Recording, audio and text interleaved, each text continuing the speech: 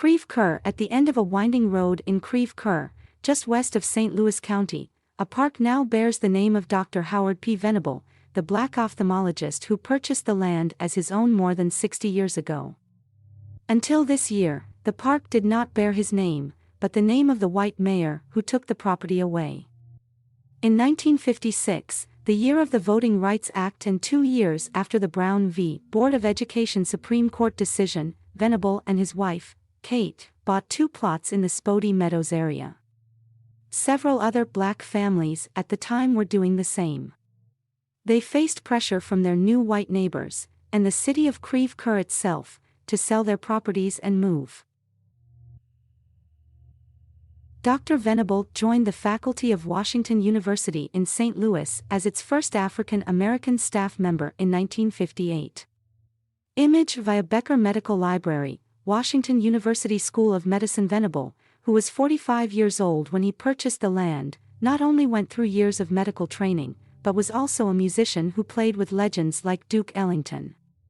His surviving relatives say he was a man of principle who was not going to back down to a system built to discriminate against him.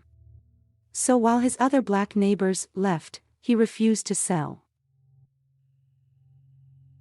But eventually, as shown through court documents, news coverage from the time and stories from the family, CREVE COEUR's government, led by then-Mayor John T. Burton, seized the Venable family's land using eminent domain. The city took the portion of the house he started to build and turned it into a clubhouse, while turning the rest of the land into a park. Adding insult to injury, the park was named after Burton. "It's terrible how you could love a place and the place don't love you," Venable's nephew, Alan Venable, told the PBS NewsHour. What happened to the Venable family is not an isolated incident. Cities across the country are slowly beginning to reckon with decades-old seizures of land from black families. On September 30th, California Governor Gavin Newsom signed a bill returning a stretch of Manhattan Beach to descendants of its original owners, Willa and Charles Bruce, who lost the land nearly 100 years ago after the city of Manhattan Beach confiscated the land also through eminent domain. "I want to apologize to the Bruce family for the injustice that was done to them," Newsom said at the bill signing. According to local reports, the fight to keep Dr. Venable's land was well documented both in court documents but also by the local press.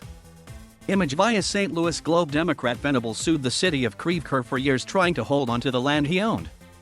Finally, in 1959, the court ruled against him, citing that the city took his land for public use, a park and clubhouse, and therefore it could take his land. Eventually, Venable and his family moved to Bowen, another area in St. Louis County, where he raised his family and died in 1998. In September of this year, CREVE COEUR renamed the park in Venable's honor, more than half a century after it was taken from him. American history includes the history of African Americans.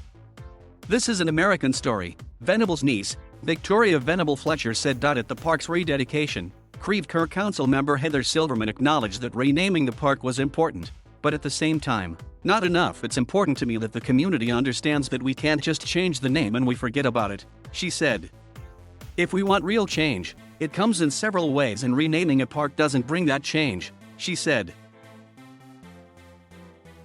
How eminent domain works. By definition, eminent domain gives governments at any level power to take private property and convert it into public use. More specifically, it is the Fifth Amendment in the U.S. Constitution that allows governments to do this, but only if they provide compensation. This issue first came before the Supreme Court in 1875 in a case called Cole v. United States, in which the city of Cincinnati wanted to acquire a piece of land for a post office and other public uses, according to Cornell University's Legal Information Institute. In the end, the court ruled that if a community could benefit from economic development, then it qualified as public use.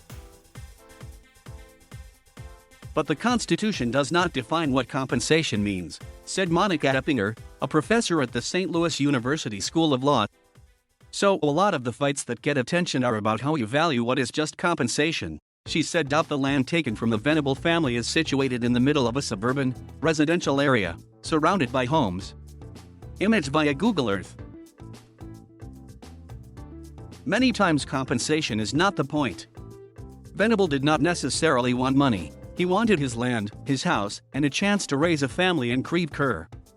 In the 1959 settlement with the city, Venable was given $31,000, said Jim Singer, a St. Louis-based attorney, a member of the task force created to rename the park and take other action to keep Venable's legacy alive. Scott Bullock, president and general counsel for the Institute of Justice, said that has not always happened throughout history. When we're removed, oftentimes people did not recover, people were not compensated, they were not given a home of comparable quality in another neighborhood, he said. Bullock and the Institute of Justice, which seeks to monitor governmental overreach, have worked on upward of 30 cases across the country where a state or local government has used eminent domain to take land, from Canton, Mississippi to New London, Connecticut.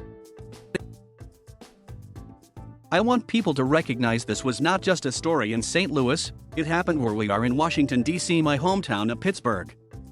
Those neighborhoods never really recovered, Bullock said. The government put people in a really difficult position because either they fight for their land and pay out of pocket for an attorney or they take what is offered and walk away. It was truly unjust, he said. Beyond the fight over the land itself, the loss of property or home ownership has robbed families of color of generational wealth. The payment Venable received would equal nearly $300,000 today, but home values in the neighborhood are going for multiples of that amount, Singer said. Just down the street from the park, on Country View Drive, a home was recently sold for more than $1.8 million according to real estate records. Actions such as eminent domain have also contributed to perpetuating disparities in home ownership and access to capital. In 2019, home ownership rates for Black Americans remain 30% lower than for white Americans, according to a report from the Joint Center for Housing Studies at Harvard University. Black people are denied a mortgage at a rate 80% higher than white people, according to 2020 data from the Home Mortgage Disclosure Act.